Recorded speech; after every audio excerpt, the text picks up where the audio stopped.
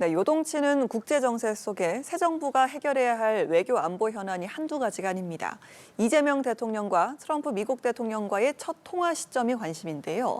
새 정부의 한미동맹 복원 및 대북 관계 전망까지 짚어보겠습니다. 민정훈 국립외교원 미주연구부 교수가 나와 계십니다. 어서 오십시오. 예, 안녕하세요. 네, 그동안 6개월 동안 사실 정상 외교가 공백 상태나 마찬가지였잖아요. 이제 이재명 대통령이 취임을 하면서 그러면 트럼프 대통령과 어떤 첫 통화라든지 어떤 접촉 시점에도 관심이 쏠리는데 언제쯤으로 일단 예상을 하시나요? 아무래도 우리 시간으로 오늘 그 저녁 시간이나 밤 시간이 되면 네. 통화가 이루어지지 않을까 좀 기대를 하고 있는데요. 상황을 좀 지켜봐야 될 것 같습니다만 어쨌든 예전에 비해서 한미 정상 간의 통화가 좀 늦어지고 있기 때문에 네. 우리 국내를 중심으로 해서 우려의 목소리가 나오고 있는 게 사실입니다. 그런 부분을 잘 고려하고 있기 때문에 우리 정부에서도 이제 미측과 접촉을 통해서 두 정상이 워낙 바쁘시니까 그쵸. 일정 조율을 하고 있고요. 아무래도 트럼프 대통령이 최근에 굵직굵직한 그 대외 정책적인 일정들이 빡빡했었어요. 네. 특히 지난 현지 시간 미국 현지 시간으로 4일 날 푸틴 대통령과 통화를 했고요. 네. 5일 날은 잘 보도하신 것처럼 이제 그 시진핑 시주석과, 주석과 네. 통화를 했기 때문에 그 부분에 있어서 일정을 좀 비워놓고 특히 시진핑 주석과 통화를 하는 데 있어서는 그 마지막까지 언제 통화할 건가 이 부분에 있어서는 양국 간의 조율이 있었던 거 아닌가 싶어요. 그렇기 때문에 며칠 전에 미국 언론의 보도를 봐도 조만간 통화를 할 거다 이렇게만 예. 나왔지 일정이 정확하게 공지가 되지 않았기 때문에 그런 부분에서 미국 백악관 측에서도 일정을 좀 비워놓고 좀 여유 있게 준비하는 게 필요하지 않나 이렇게 생각을 하고 있기 때문에 그런 측면에서 우리 정부의 양해를 구한 후 일정을 좀 조율하고 있는 것이 아닌가 생각을 합니다. 그런데 이제 보도해 주신 것처럼 미중 정상 간의 통화가 긍정적으로 잘 끝났다 네. 평가가 나오고 있기 때문에 뭐 오늘이나 조만간 통화가 이루어지지 않을까 그렇게 기대를 하고 있습니다. 오늘이든 뭐 이번 연휴 기간 안에는 좀 통화가 이루어지지 않을까 뭐 이런 예측이 나오고 있는데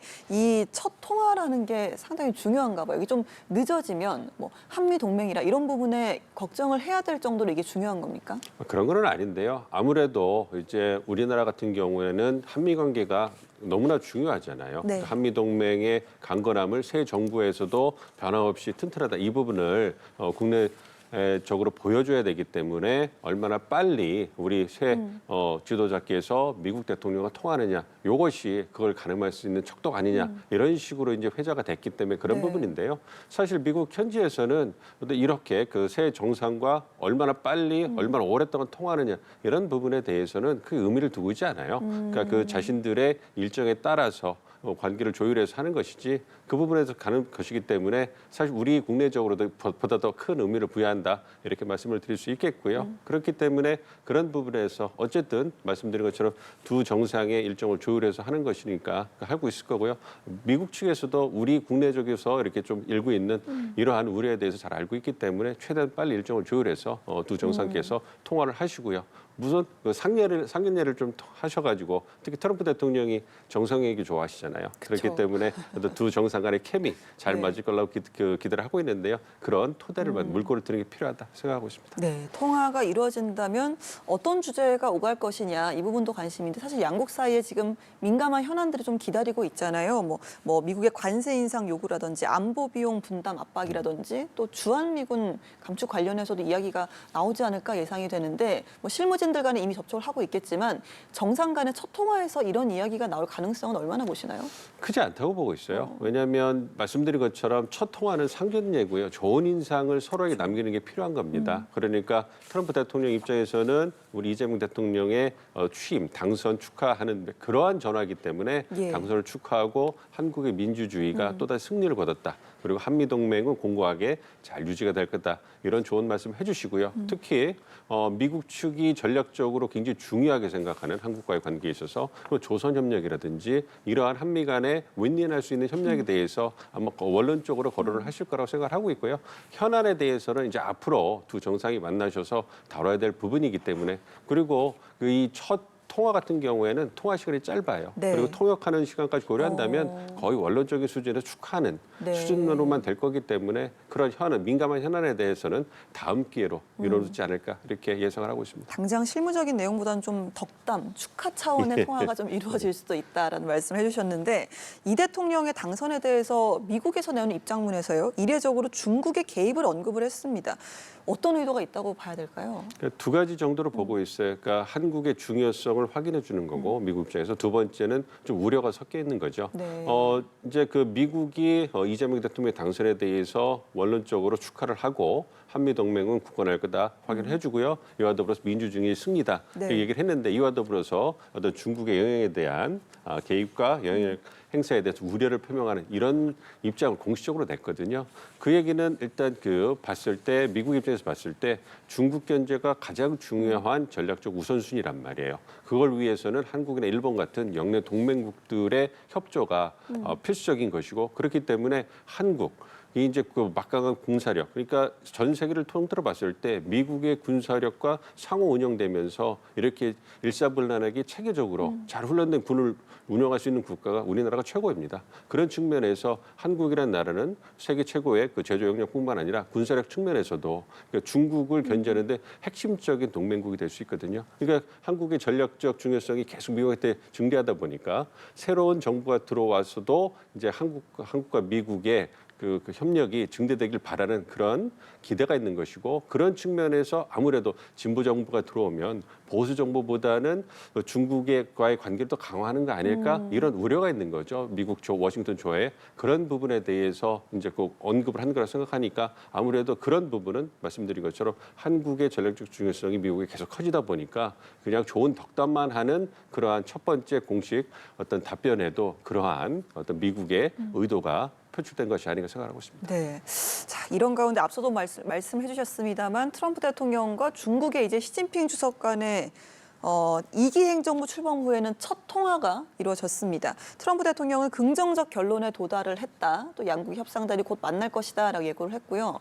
중국에서는 미국의 요청에 의해서 이루어진 통화였다. 뭐 이런 입장을 내놓기도 했는데 이 부분은 좀 어떻게 평가를 하시나요? 그러니까 이번 통화를 통해서 미국과 중국 양국이 얻고 싶은 걸 다 얻었다. 네. 이렇게 생각을 하고 있어요. 그러니까 말씀해 주신 것처럼 미국 측의 요청으로 해서 통화를 했고 트럼프 대통령 같은 경우에는 빨리 통화를 해가지고 교착 상태에 빠진 미중 관세 협상을 빨리 진전시키고 싶잖아요. 그러니까 트럼프 대통령 입장에서는 과정은 어떠하든 빨리 그 협상을 진전시켜가지고 중국과 협상에서 무역 수지 적자를 줄이는 네. 이런 모습을 국내적으로 보여줘야 된단 말이에요. 그런 목적을 위해서는 자기가 선호하는 정상 간의 접촉을 통해 가지고 진전시키는 모습을 국내적으로 보여주고 싶었을 거예요. 그렇기 때문에 먼저 요청했다는 부분을 갖다가 중국 측이 노출하는 거 개의치 않고 예. 진전을 시켰고 그렇기 때문에 트럼프 대통령 입장에서는 히토력을 수출을 갖다가 중국이 통제하는 부분, 뭐 여타 이 부분에 있어서 이제 그 돌파구를 마련했단 말이에요. 그러니까 무역수지 적자를 줄이고 공급망을 안정화시키는 데 있어서 이제 진전된 모습을 보일 수 있고 계기를 만들었던 점에서 긍정적으로 그러니까 얻고 싶은 걸 얻은 거고 중국 입장에서는 자신들이 원한 게 아니고 중국이 원했기 때문에 미국이 원했기 때문에 예. 중국은 따라가 줬다. 그러니까 미국과 중국 간의 어떤 무역 전쟁에 있어 중국이 또 다른 조그만 승리를 거둔 것이다. 이러면서 중국이 아량을 베풀어서 수출 통제, 히토리 통제 풀었다. 뭐 그러면서 미국이 아무래도 그 반도체 수출 그 통제라든지 아니면 중국 유학생을 미국에 보내는 걸 좀 그렇게 네. 제한한다 이런 부분에 있어서도 돌파구를 마련했거든요. 그러니까 주고받기 명분에서도 좀 그 성과가 있고 주고받기를 통해서도 성과가 있기 때문에 중국 측에서도 얻은 게 꽤 되거든요. 그러니까 미국과 중국 모두 원하는 것을 어느 정도 얻은 그러한 전화 통화가 아닌가 생각을 하고 있습니다. 서로의 실리와 자존심을 챙긴 그런 평가를 좀 해주셨는데 이렇게 좀 미중 간의 갈등이 숨고르기에 들어간 게 우리나라에도 부디 좀 좋은 영향으로 이어졌으면 좋겠습니다. 대북 정책도 좀 짚어볼 텐데요. 이 대통령이 이제 최우선 대북 정책으로 한반도의 긴장 완화, 남북 관계 복원을 내걸었습니다. 9.19 군사합의 복원 추진이 눈에 띄는데요. 이 같은 이재명 정부의 대북 정책은 좀 어떻게 평가를 하시나요? 예, 말씀해 주신 것처럼 이재명 정부의 대북 정책 남북 관계의 목표는 한반도 긴장 완화 그리고 비핵 평화를 추구하는 네. 것이다. 저는 그렇게 이해를 하고 있습니다. 그거의 첫 단추로서 한반도 긴장 완화를 하기 위한 것이고요. 그걸 위해서 9.19 군사 합의를 복원한다든지 적대적으로 서로 자극할 수 있는 네.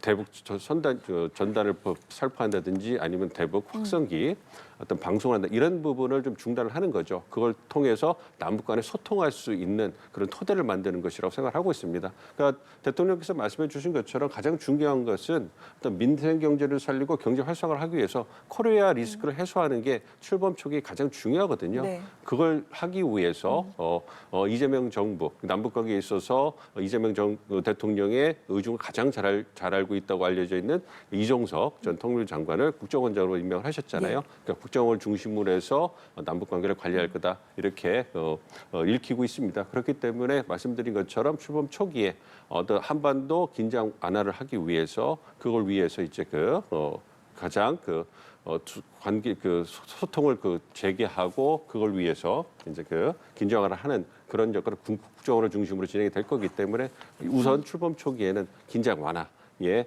방점이 찍히지 않을까 기대를 하고 있습니다. 예, 이렇게 관계 복원을 추진을 하고 있습니다만 일단 관건은 그럼 북한에서 호응을 해줄 것이냐. 사실 지난 정부 때부터 남북 이국가 선언을 했잖아요. 이제 아예 별개의 국가로 살아가자 이런 이야기도 했었고 또 뭐 철도라든지 도로 같은 것도 완전히 또 끊으면서 이런 부분에 대해서 상당히 좀 차단을 강조하는 그런 북한의 의지가 엿보이는데 이번 정부에서 이제 북한이 얼마나 호응을 해줄지 이 부분이 저는 궁금하거든요. 그렇습니다. 아무래도 단기간 내에 단절된 남북 관계를 예전처럼 복원시키기는 어려울 거라고 생각을 하고 있습니다. 그럼에도 불구하고 이제 우리가 보다 적극적으로 선제적으로 이제 움직여가지고 그런 단절된 남북 관계를 복원하는 토대를 놓는 것이 중요하다고 생각을 하고 있고요. 북한 측에서 적극적으로 초반부터 호응할 거라 생각하지 않고 있습니다. 그럼에도 불구하고 우리의 또 변화된 입장을 보여주는 거고요.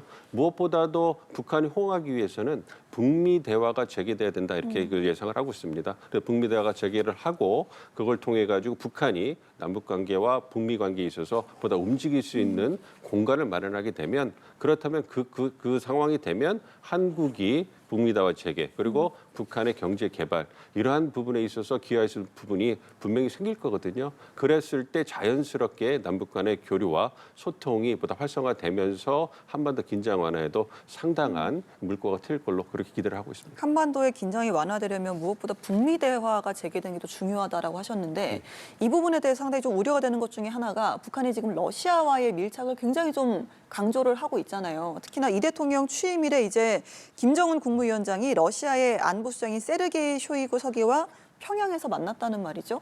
이런 부분을 보면 좀 어느 정도 긍정적인 부분이 아직까지는 엿보이지 않는다. 이렇게 평가할 수 있지 않겠습니까? 좀 더 큰 그림으로 봐야 된다 저는 개인적으로 그렇게 생각을 하고 있어요. 그러니까 현재 북한은 말씀해 주신 것처럼 러시아와의 군사적 협력 그리고 경제적 협력을 통해 가지고 생존을 하고 있는 상황이거든요. 그렇기 때문에 북한 입장에서는 러시아와의 관계를 계속 강화해 나가는 것이 가장 중요한 어떻게 보면 생명줄이라고 할 수 있습니다. 그러니까 그 부분으로 계속 갈 거라고 생각을 하고 있습니다만 큰 그림을 놓고 봤을 때 러시아 우크라이나 전쟁의 출구를 모색하는 데 있어서 미국과 러시아가 중심이 돼서 관계 개선을 모색을 하고 있습니다. 그렇기 때문에 조만간 우크라이나 전쟁의 총성이 멈추고 이제 지난한 휴전협정이 진행이 될 거고요. 이와 더불어서 미국과 러시아가 협상을 통해 가지고 러시아에 부과된 경제 제재를 해제하고 경제 협력을 할 수 있는 관계 개선을 할 수 있는 토대를 만들어 나갈 거예요. 그렇게 되면 러시아가 보다 더 국제 무대에서 활동할 수 있는 공간이 생길 것이고 그러한 입지 변화를 통해 가지고